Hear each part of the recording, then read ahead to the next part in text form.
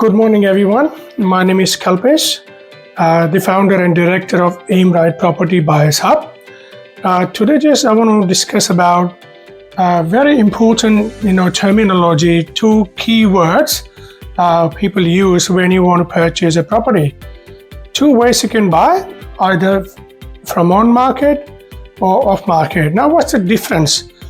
What happens? I had experience with some of my clients when we were searching properties. They just put in an address and they say, oh, this is off market. Now there is a big difference. All those properties that are not for sale, you will see off market written on real estate when you go there. So that doesn't mean they are sale for off market. So what happens if a vendor, for whatever reason, it could be tenants difficult, could be in financial stress, or he's got some other issues with property manager, difficult to handle the property manager. So could be issues with property manager, issues with tenant, financial stress. For whatever reason, they just want to sell the property off market. Means they don't want to advertise on real estate domain. They don't want to have any open inspection. They don't want to have any auction. And I've seen quite a few vendors who don't like so many people to come into their property during open home. They don't want people to find out that they are selling a property. So for whatever reason, they just contact an agent and say, hey, if you have buyers in your network or you have relationship with buyers agents in your network, would like to sell off market. So what happens is when they sell off market, there are a few advantages and disadvantages.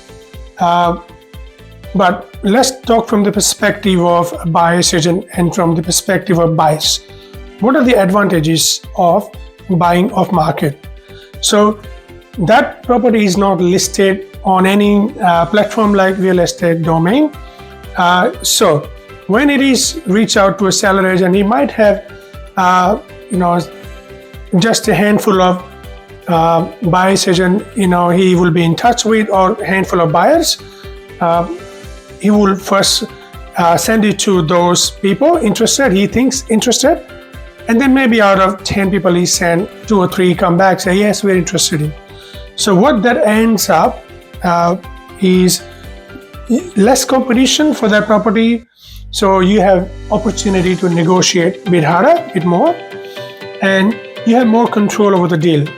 What do I mean by that is if you, let's say the flip side of this situation, you go and buy at an auction, you don't have any control because you need to buy unconditional. You may not put any subject to finance. If you don't know how it works, you may end up paying too much. So the benefit of buying off market are a lot, where you can have the conditions in your favor, not just the price, but the conditions as well. You might be able to put conditions like subject to finance, subject to building and test, or any other condition you would like to have in the contract. So that's the benefit of buying off market. But if you go on market, as you know that if you searching on real estate or domain, like you, there are hundreds of people searching at the same time. And if you go to open inspection, sometimes in that suburb, you might have, 30, 40 groups attending the open inspection.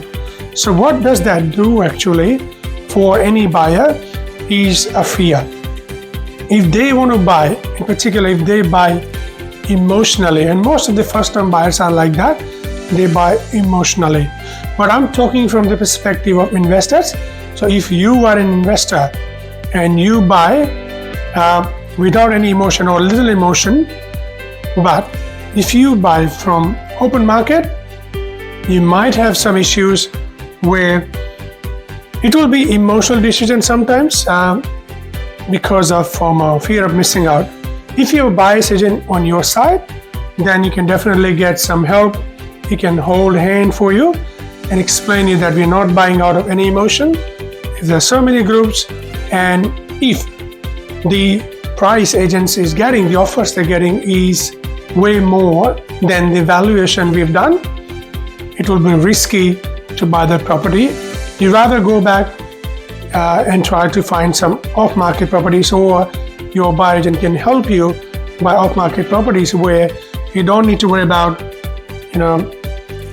buying with huge competition, pay too much, or you miss out on critical conditions like subject to finance and building and pests. So hope this little video help you understand the difference between on-market and off-market.